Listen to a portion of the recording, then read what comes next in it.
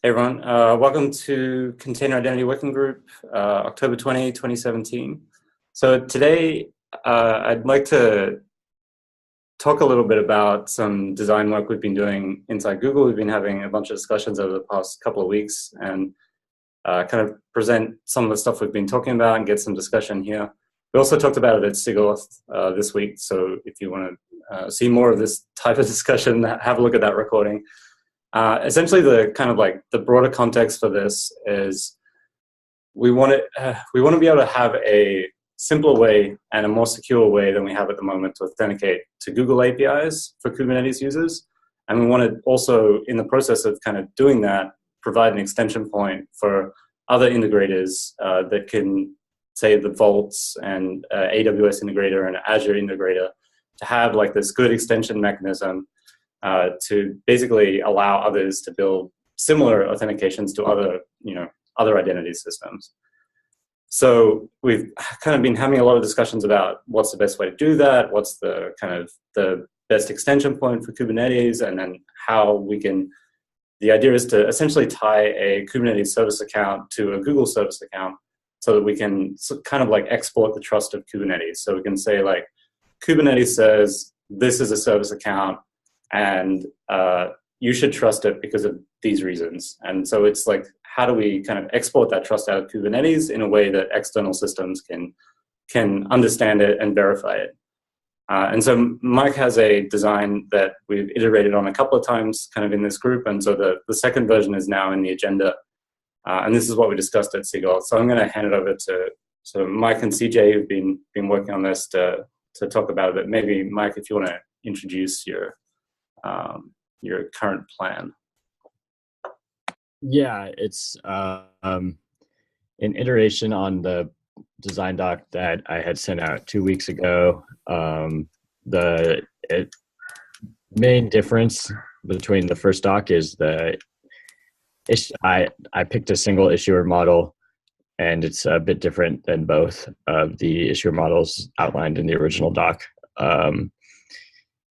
What the gist of it is a central authority will be able to provision semi-long-lived JOTs, maybe 48-hour JOTs, bound to key pairs held by workloads.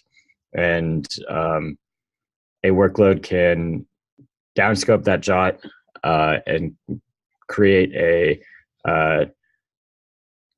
short-lived JOT that has an audience and present both of these JOTs to a third-party integrator.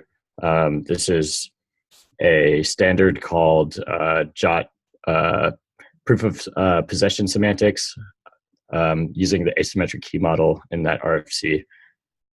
That's the gist of it. I don't know how much we should recover from the sig-auth meeting, because I think almost it's up to you guys, but most people were in that meeting. So, do you want to maybe just highlight? So I think like one of the kind of main problems with the kind of version 1 of this was the availability concern. Do you want to just kind of highlight, like you mentioned it there, but maybe just kind of call it out a little bit about why this is better for that aspect? Yeah, so it allows JOTs to the proof of possession JOT is minted on the node, so there's no central authority required to be up and running to establish or refresh these like short-lived credentials if you're integrating with a system like Google or Vault, where the access tokens are usually provisioned for 30 minutes. That can all be done locally. The long-lived JOTs have to be rotated maybe every 48 hours. So we can survive substantial downtime from the control plane. So that was the main benefit of the distributed model. The distributed model of the original doc had this capability, but the downscoping was not as fleshed out. I think this is a bit more standard and clearer.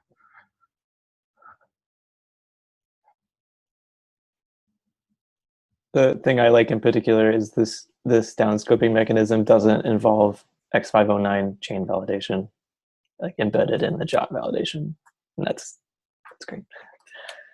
So as a comparison, I think one of the things and there's a lot of parallels between this and the stuff that we've been talking about for approximately forever with Spiffy. One of the things that I think when I was first thinking about Spiffy, it was like, let's use X509, but let's actually, use it in a more generic way. And I think as we tried to make that happen, everybody assumed that we would be able to reuse existing libraries that knew how to deal with X509. And it turned out that those things were so custom fit to the sort of the web workloads that plan ended up being pretty painful. Right? It wasn't about let's use X509 as a spec. It was about let's use X509 as the libraries exist. This stuff is newer, and so I think one of the downsides is that there's not as many libraries out there for dealing with it. But then in some ways, that's also an upside because that means that you can, there's a possibility to sort of get this off on the right foot from the get-go. And so I think so my main question here, and Mike, and I think some of this is there's still options in the document, but if I'm writing a new workload, right? If I'm writing a new program and I want to actually use this stuff, what kind of code do I have to write? What kind of libraries need to be written? And what services are we providing, both from the client side and also the provider side? And I think that's one of those things that for me didn't come out super clearly in the doc. And I know we had talked about, well, maybe we could lay some stuff down on disk. Maybe we provide an API over a Unix domain socket. And I think getting down to that next level of detail would make me more comfortable with those plans. I think that's useful. I didn't want to clutter the doc. I don't think it was the intention of the doc, but me and CJ talked about producing a doc along those lines earlier this week. So hopefully in the next week or two, we can produce something for you guys that will sort of highlight what the API for the workloads would be. And again, I'm a freaking broken record here, and I know you're sick of hearing it, but like I love that this stuff is happening through Kubernetes, but especially if we're going to try and put changes into workloads to be able to actually deal with these things, having those interfaces actually work outside of the context of Kubernetes will make it a hell of a lot easier to get this stuff distributed everywhere. And I think a good parallel here is a little bit of the mess that we're in with, say, metadata servers between Amazon and Google and wherever else, right? Everybody has their own schema for the metadata server. They all roughly do similar things, but now we're in a case where people can't build tools that can integrate with that stuff in a generic way because each cloud provider has gone off and done their own thing. And so this is why I think it makes sense to both try and solve the immediate problem, which I know you guys are feeling acutely in terms of mapping, Kubernetes service accounts to GCP service accounts, but also, let's think about building an ecosystem here that's actually going to actually be useful across a wider swath of use cases. And in the end, we'll actually end up with more workloads that are enlightened to be able to do this stuff, and everybody will be happier. So that's my other take on that. Yeah, that was definitely our hope, and that's why we are wanting to do this here. And I think we're still up in the air of whether this is a Unix domain socket presenting a standardized API that we could kind of port to any place you run your workloads, or whether it's some sort of mounted like TPME type thing, but that seems a little more bespoke for certain architectures. But we want to find a way where the key material is hidden from the application, definitely. And potentially the key material is even hidden from root on the host. Yeah, I think. I mean that's generally the goal that folks with Spiff, around Spiffy has been, is like, let's find a standard way to deliver cryptographic identity to workloads, right? And now one of the things that you mentioned here is that the goal here is to tie, is to essentially create equivalency between identity in Kubernetes to identities in other systems, whether it be GCP or Amazon or Vault or what have you. I have a hard time figuring out where there's a clean line between Kubernetes service account / identity and other workloads versus other systems, right? So I think like as soon as we do this for like, oh, well, you have to be like a providery type of thing to be able to consume these, people will do that everywhere, right? And so having something that, you know, I think right now the design point here is that, oh, you might be presenting these things to like a handful of external parties, like on the order of like, I don't know, 6, right? And I wouldn't be surprised if at some point this grows over time and now we're actually talking potentially hundreds of things that you can actually be talking to on the other side. If you think about sort of the GFE and LOS and like the number of sort of like identities that that thing connects to, you know, I don't know where the clean line is between that, right? So I think this really is container identity, even though the initial goal is not sort of strict container identity. I agree.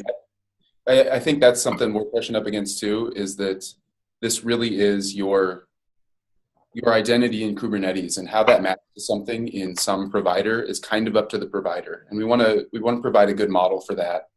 But I think Mike Stock referred to it. We're trying to do this in sort of an OIDC sort of way where the identity of your container can be represented as like the root of trust, where the key lives, that you can validate that identity jot, and then like the name of your identity inside that universe of trust. And hopefully that has some nice portability characteristics that can make it nice to map to identities in other universes. Yeah.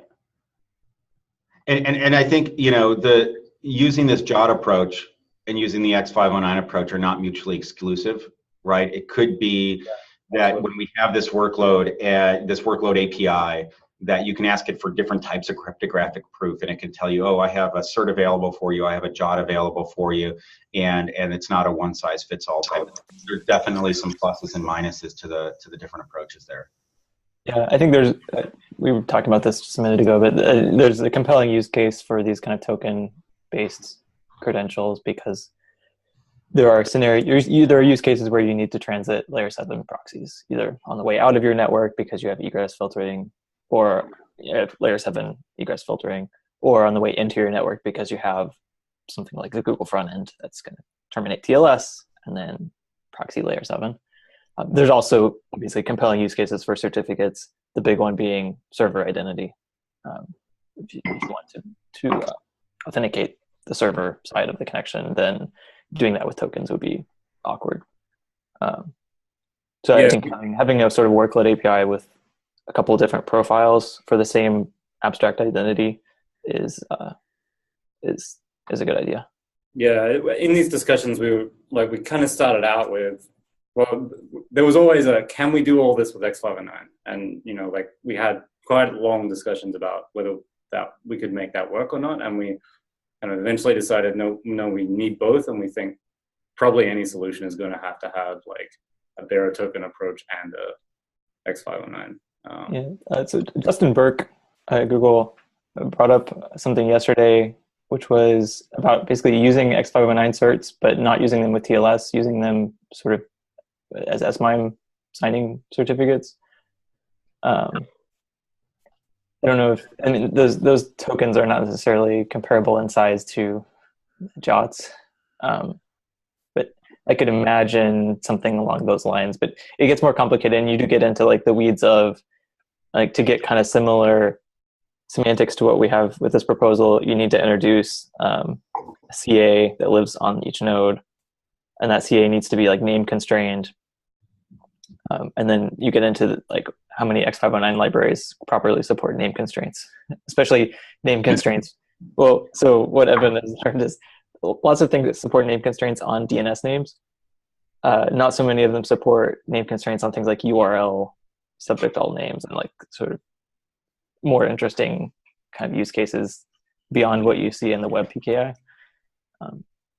So it's like technically you can do anything you want with X509, right? Right, because it's ultimately extensible, and like there's the horror show that is ASN1, but practically with libraries it gets very difficult. So yeah, so I think the strong thing here, I mean, when I was looking at it, is that this decouples identity from transport, right, which is a really powerful thing.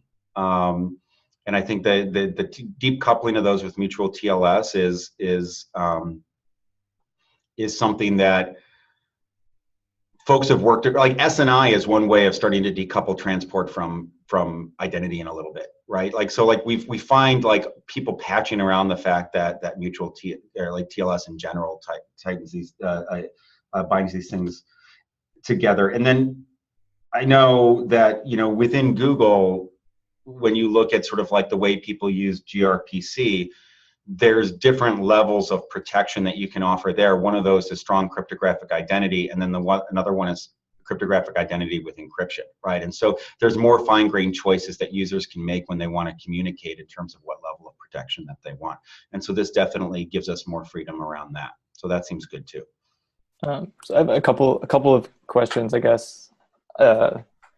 One is another thing that Justin Burke brought up yesterday, which is, part of the reason you want this cryptographically signed assertion to pass through your layer 7 load balancer is because you don't want to trust that load balancer very much. Right? Particularly, like you don't want that load balancer to terminate TLS and then just generate its own arbitrary assertion about what certificate it saw.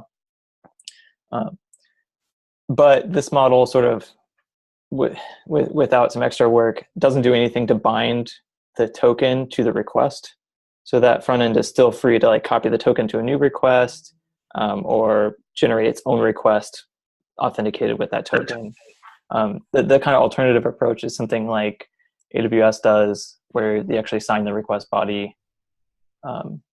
They do it with HMAC, which is not, but you could do something similar here, where you have your request, you have your JOT that authenticates you, and then you actually take some part of that JOT and use it to sign the request that you're making, so that they're bound together. So they still can pass through layer 7 proxy, but when they get to their final destination, it can check that the JOT is valid and that it actually issued that request.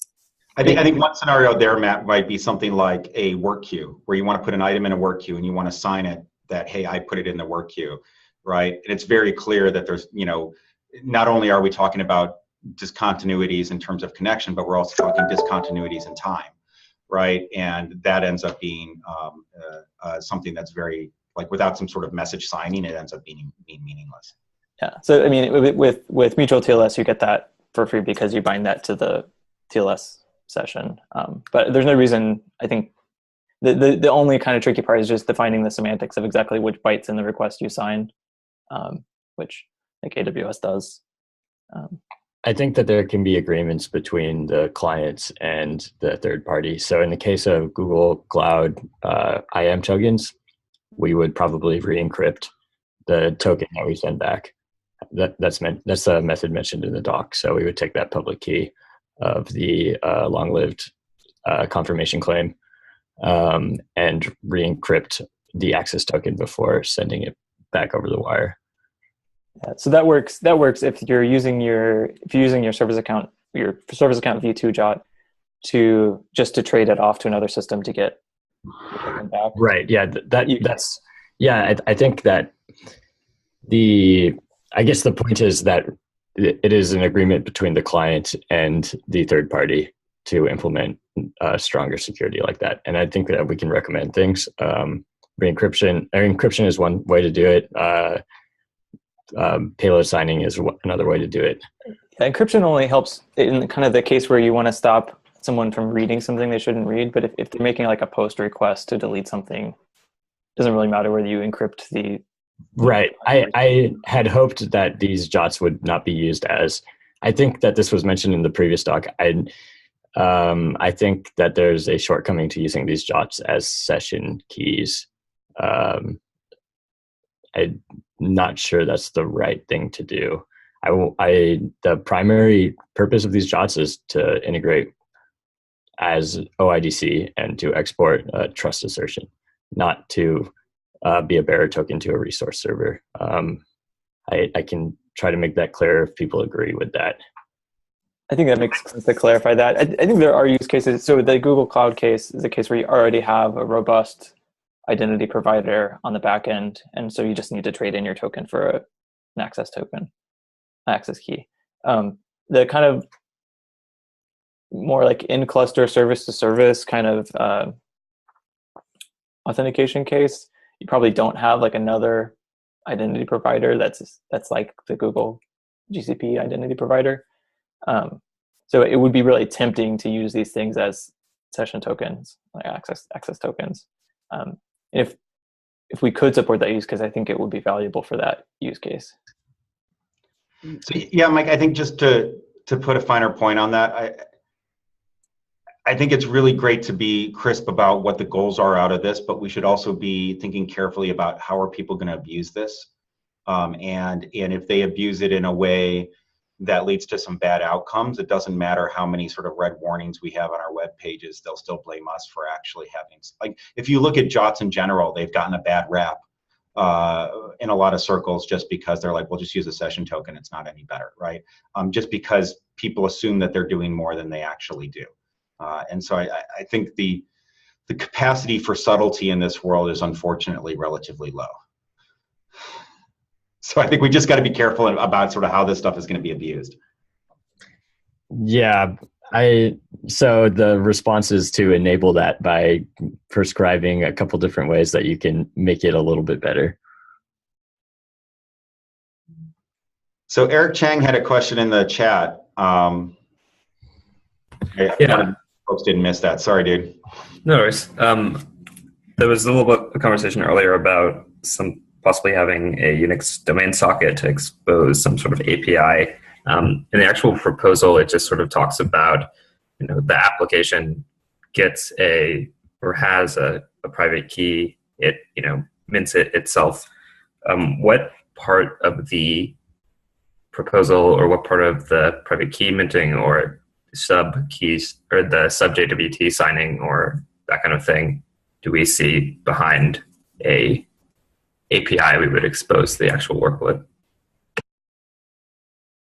I can talk to this, or Mike can. I think we don't really want the applications to be minting their own private keys eventually.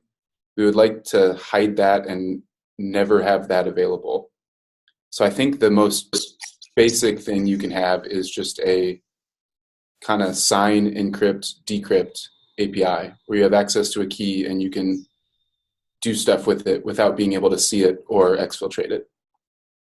You could also make that a little more specific and say, I want to sign a JOT, or I want to sign my payload, or I want to do a TLS handshake.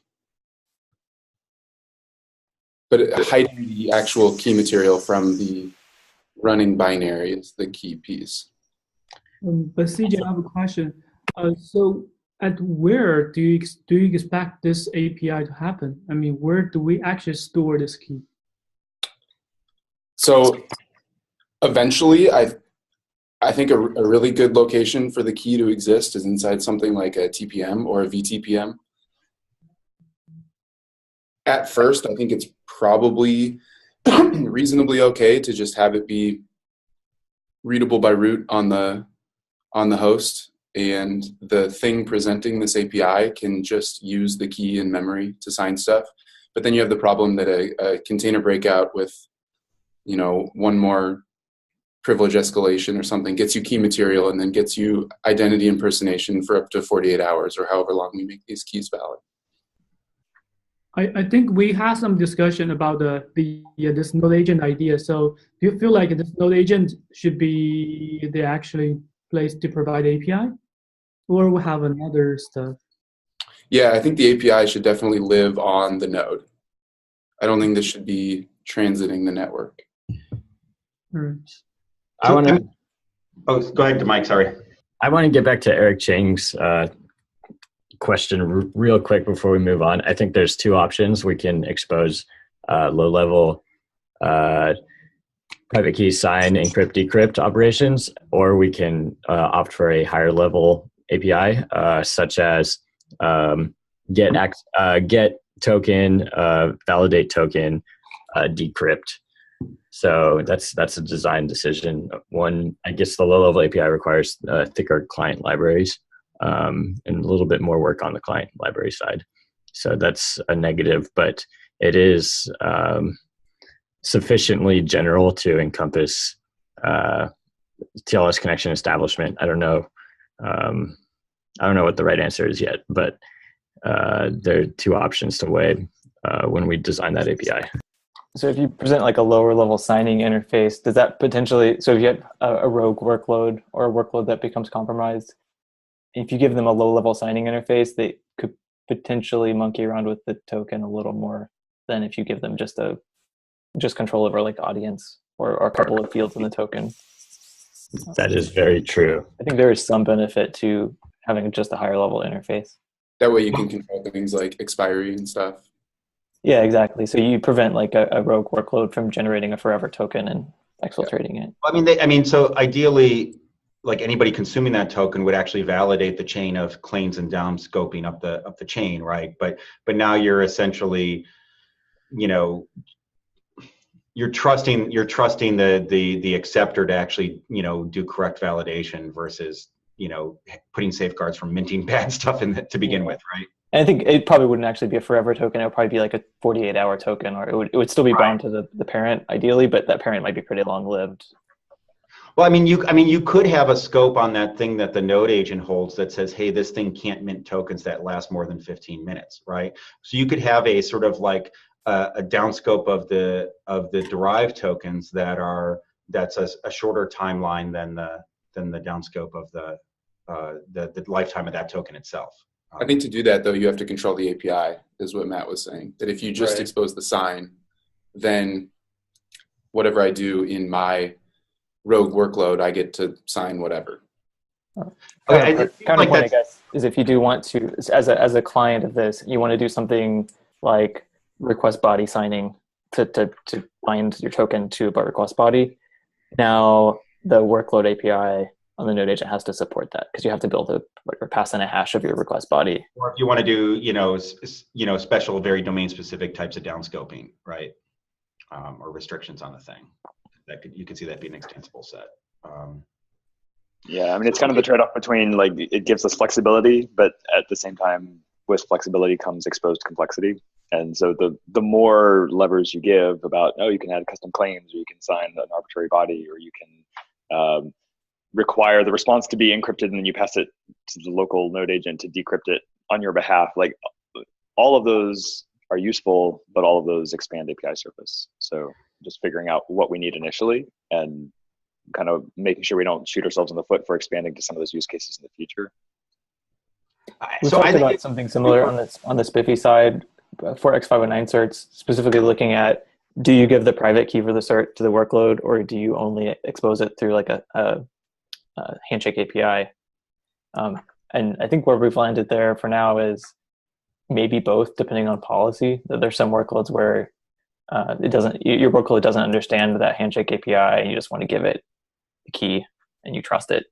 And then there's other cases where for different identities within the same cluster, you might choose to expose the key or not. That also adds complexity, but trades off for flexibility. So it seems like the next step is to get down to brass tacks in terms of what is the interaction with the workload here. And I think, it might be interesting to try and reconcile that with some of the thinking and thoughts that have been going on in Spiffy. I think the general idea of these JOTs and like what you're outlining here, I think everybody's like, hey, there's a lot to like here. At least that's what I'm hearing. So that's cool. One more question, I guess. So this feels a lot like macaroons, like conceptually, where you're taking like a base credential and then the node agent. So the node agent, you're sort of taking the initial signing key is like sort of your root credential. You're attenuating that to represent a particular pod's identity, and then you're attenuating that to represent like a smaller scoped in time and with a particular audience. So you're sort of like taking root of trust and you're restricting it down. But the way this is kind of defined now, it's a strict sort of like two-step thing. Is there a useful way we could extend this to represent like a whole chain, arbitrary linked chain of attenuations? Yeah, I think this is mentioned in the doc of how we present these two tokens to the recipient.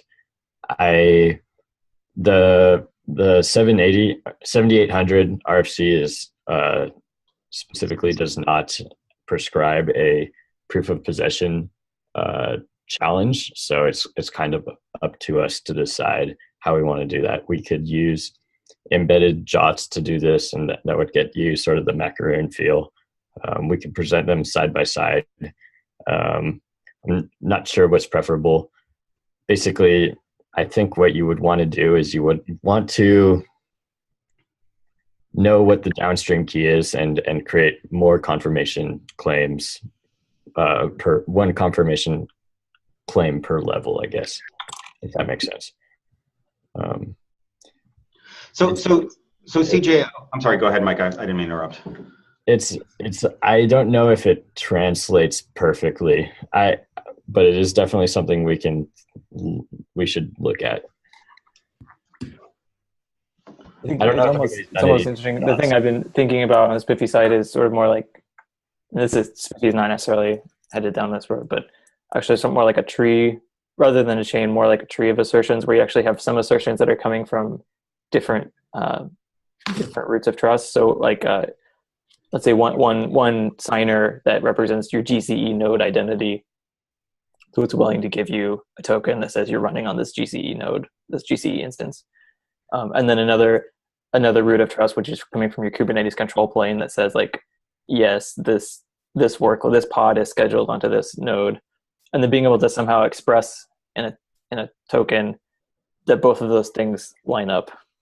That like you have a proof from the root of the Kubernetes cluster that you scheduled a workload there. You have a proof from the instance that's coming from GCE that like you're running on that node, and being able to like pull those together. And it's I've convinced myself that it's not really possible to do that with X509.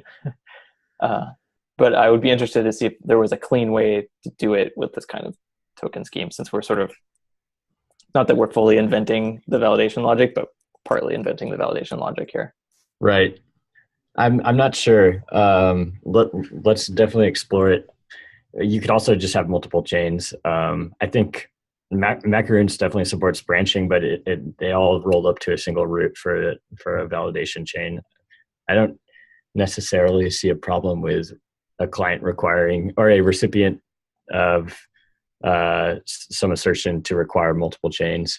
Does that get you where you want to go?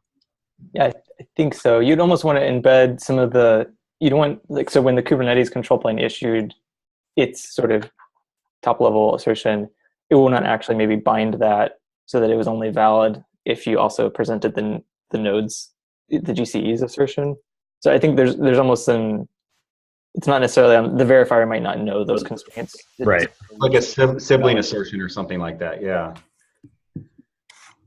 Anyway, sorry, that's a little off track. I need to actually read more about macaroons because I know I know like the basics, but I don't think I understand all of the third party public key kind of stuff that it can do.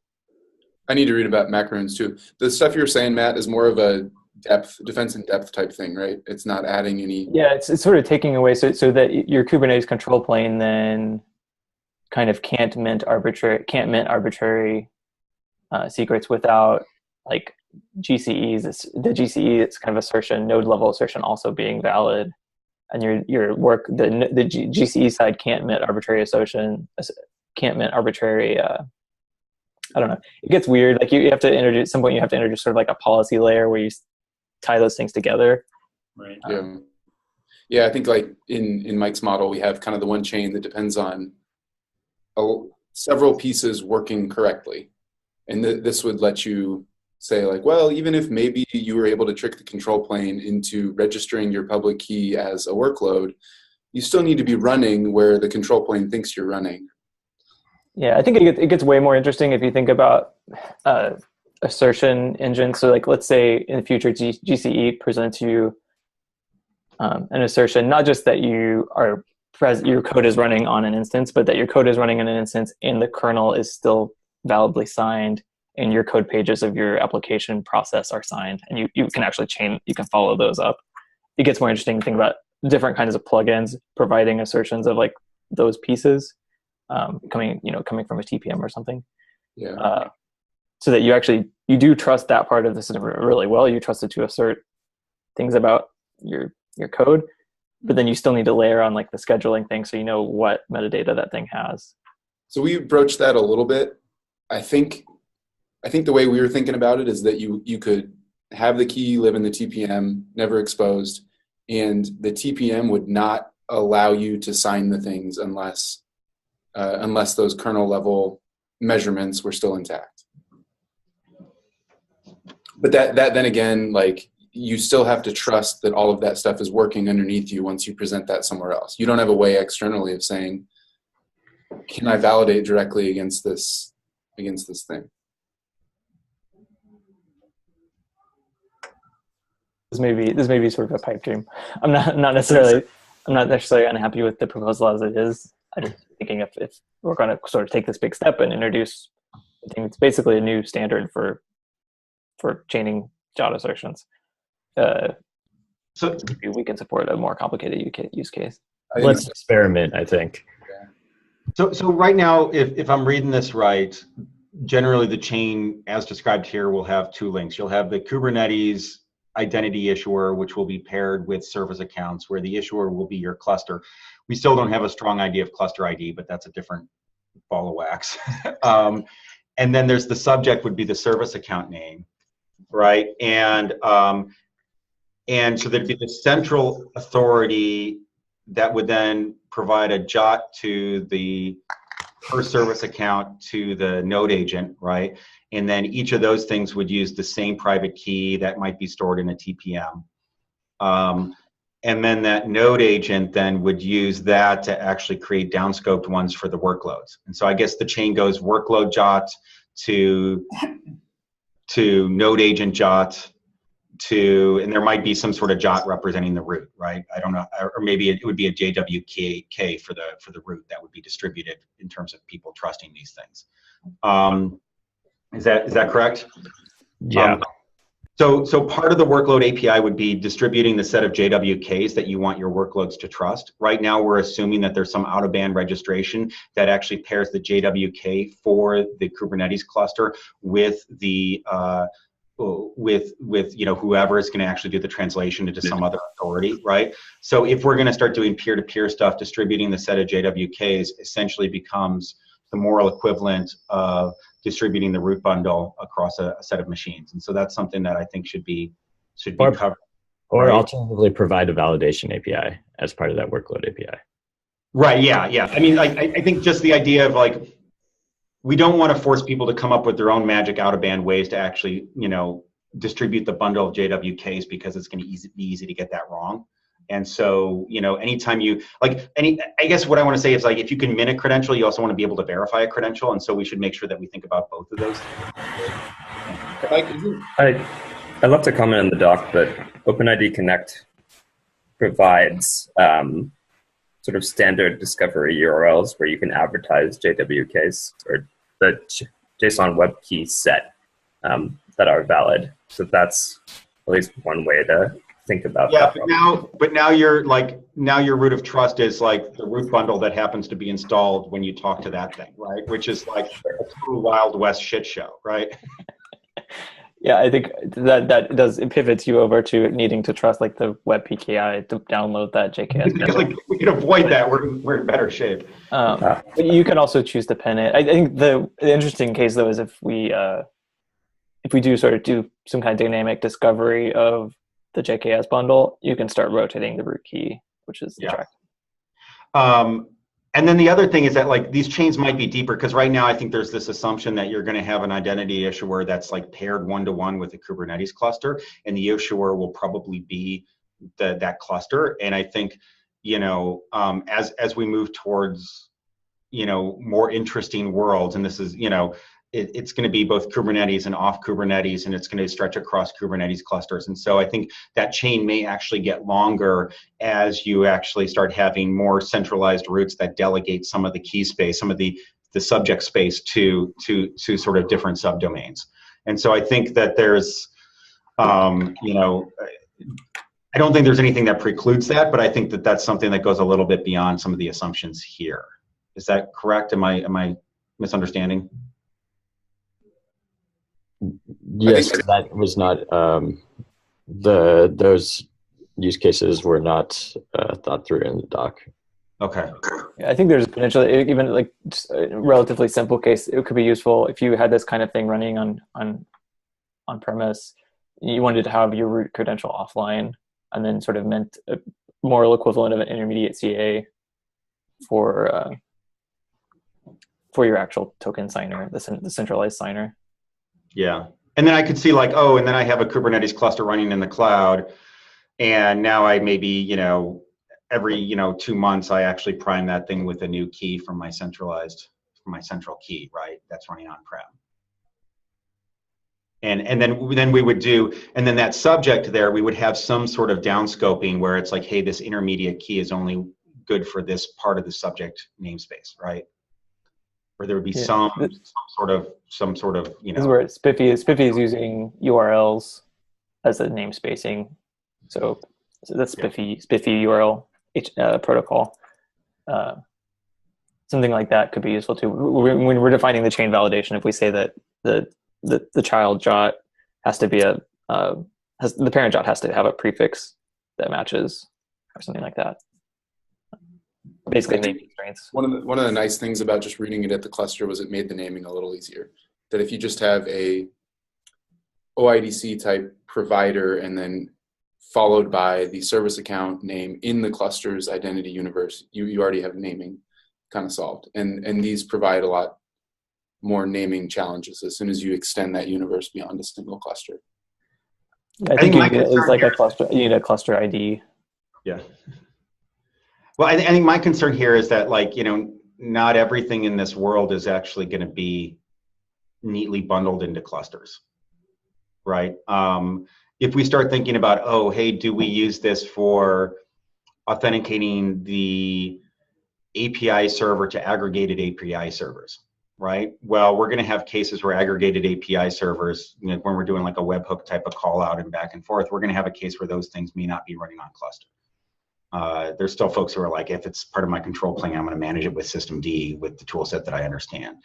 Similarly, if we look to use this for, connections between the API server and your etcd server, like you don't have that's still very bootstrappy, and so we may not be able to depend on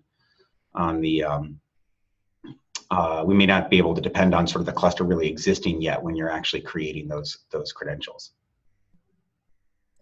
Also, that's related also to something we've been talking about in Spiffy, which is think about the workload API as like something that kind of it can be provided in lots of different levels. So if you're a container in Kubernetes and you talk to the workload API, you're talking to the node agent and it's issuing you a workload identity.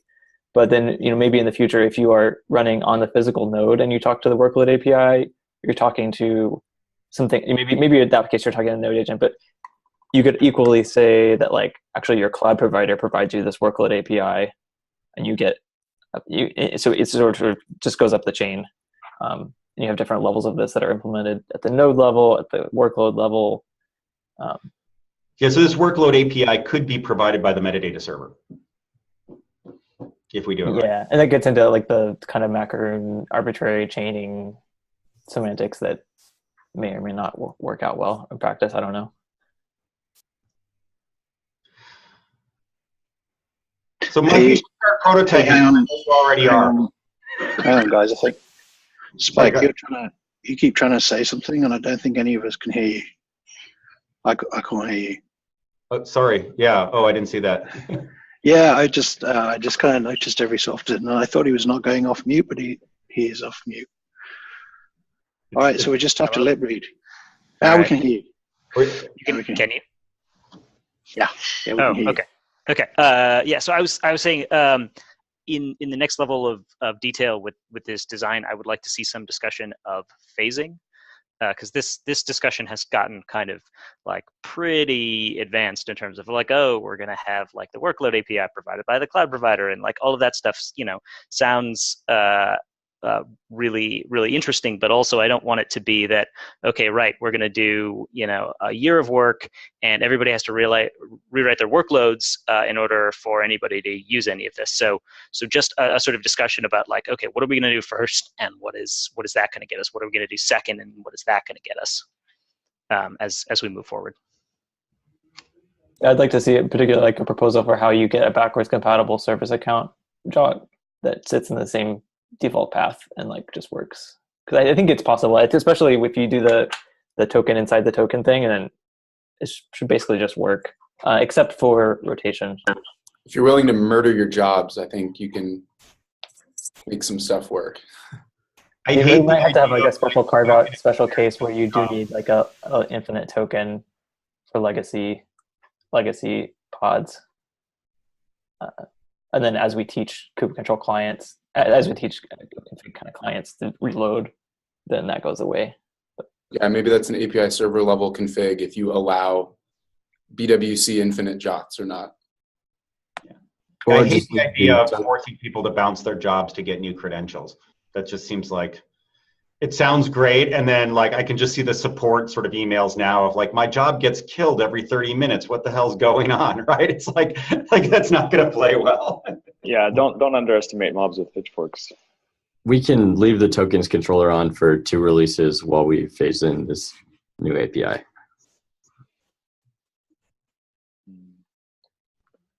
And then we don't have to add a security backdoor. Yeah, you could actually, you could leave the existing tokens valid, and you could actually add audit logic somewhere that tracked which workloads were using the old tokens. Maybe. I think the thing to do would be right now, I believe, and like I know this, there's been some mucking with this, is that, you know, every pod gets a service account whether it asks for it or not. I think there's an ability to say no, but that ability is an opt-in thing versus a default. The deprecation thing over a couple of versions would be to move from always getting a service account to having to request the specific type of service account credentials that you want with a default to nothing, right? And then it's an option for the provider whether they provide sort of this legacy type of service account, but then things would have to opt into it, and you could write policy around that and all that. So that seems to me to be like a way forward, and we shouldn't assume that this is the last type of credentialing and identity we're going to come up with, because there's always going to be the next thing, right? It came up at one of our first meetings in this group, but I'm still +1 on migrating the spec so that you can assign a service account to an individual container within a pod as an optional. Like the default can still be all the containers in the pod, but I think there are good use cases, especially when you get into like the peer-to-peer service-to-service case, where you want to know that a request came from your actual application and not from your proxy or not from your log shipper or whatever other sidecar you have running there. Yeah, I agree with that. And the more localized you get as far as sort of minting and wrapping these, the more reasonable it becomes to have like per pod or per container assertions where you can say this credential is valid on this node with this service account for this pod for this container with this expiration. Like if you're going back to like a centralized issuer, that's insane. But if you're spinning these things up as part of spinning up a container, that could become reasonable. Yeah, I think once you have a local issuer and you're using like sort of modern crypto, like even signing these things per request is probably not ridiculous for a lot of use cases. Like you're going to get a token that's valid for 60 seconds and it's scoped to, you know, it's bound to a single request via signature somehow. And like that, go ahead. I was just going to say, as long as we stay away from using the network as the identity, as long as the API doesn't live as a network endpoint, I think we don't preclude ourselves from doing per container stuff. It's going to be difficult if we want the cloud provider to implement this API.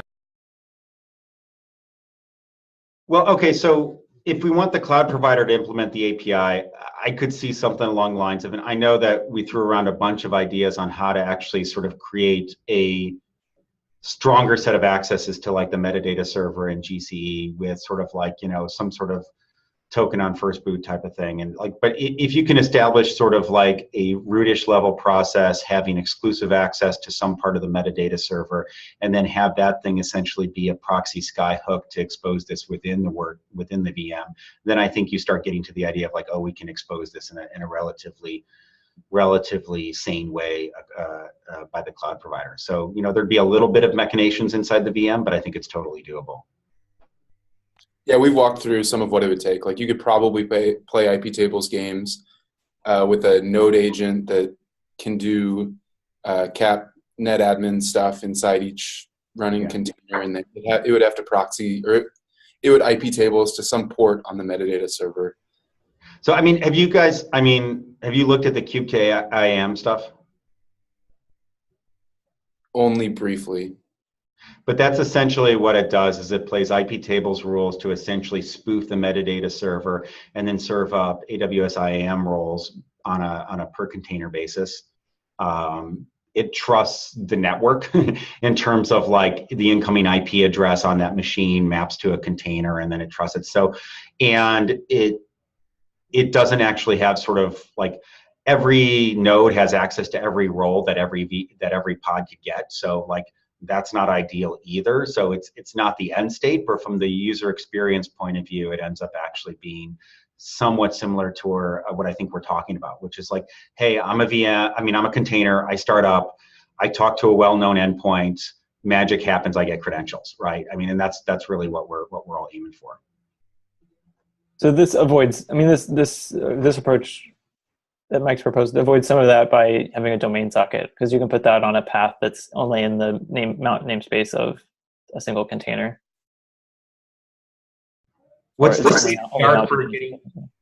of the art for getting access to domain sockets for Java apps? Use gRPC. Wait, but gRPC is different from a domain socket. gRPC right? Java libraries support Unix domain sockets. Oh, it uses like JNI to actually do it? It uses Netty. Netty has a Java native implementation of Unix domain sockets. I think domain socket is okay. The other cases on Windows, we have to have something else.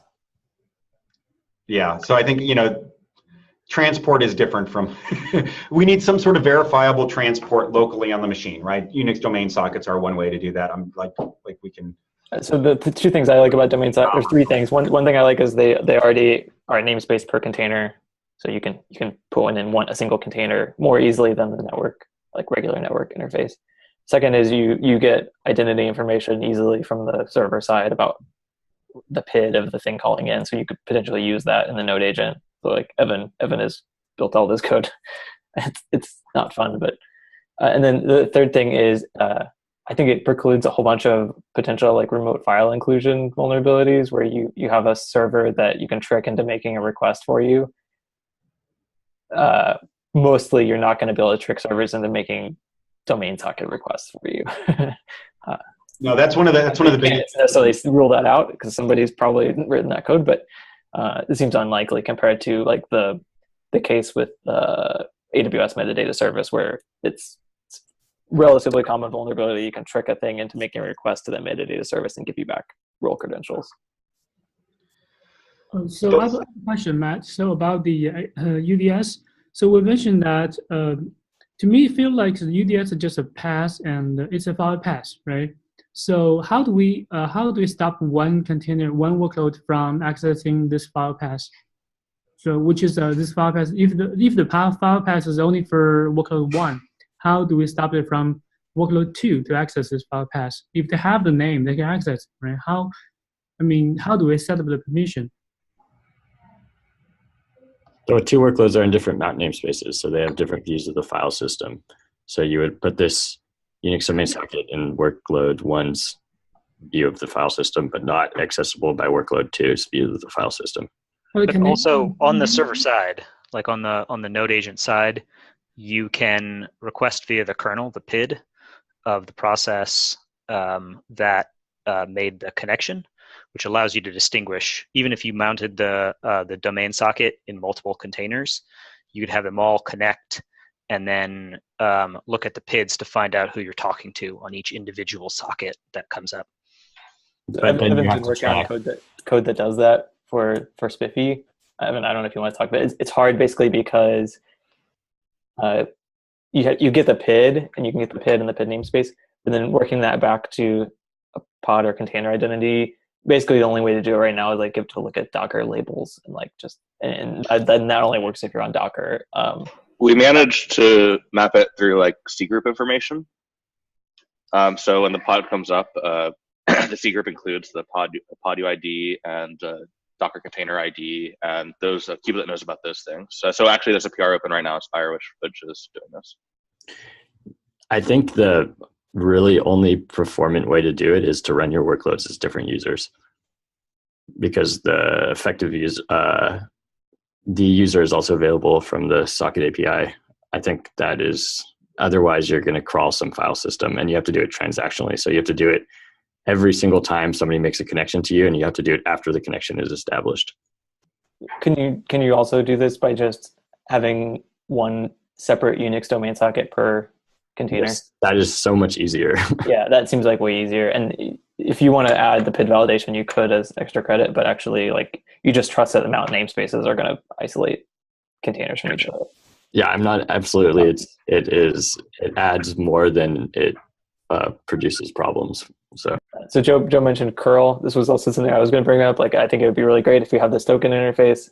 I should be able to use it from a bash script and like curl myself a token. You can curl. You can curl a domain socket though. Yeah.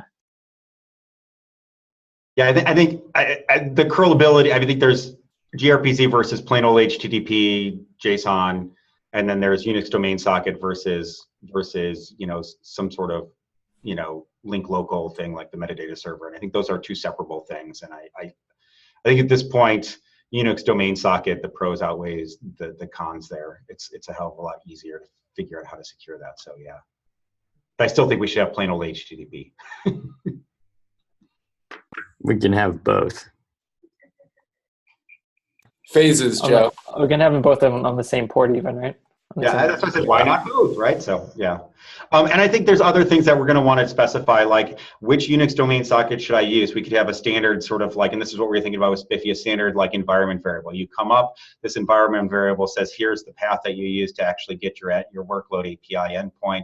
You go, you talk to that, and then you can query that. So that way, there is no sort of well-known path, and it's not something you have to plumb through. It can be something that can be ambiently provided by the integration. Okay, we're out of time. So yeah, I think we'll probably be talking about this again in 2 weeks. But hopefully we'll be talking about workload API stuff. We'll see if we can get some of that.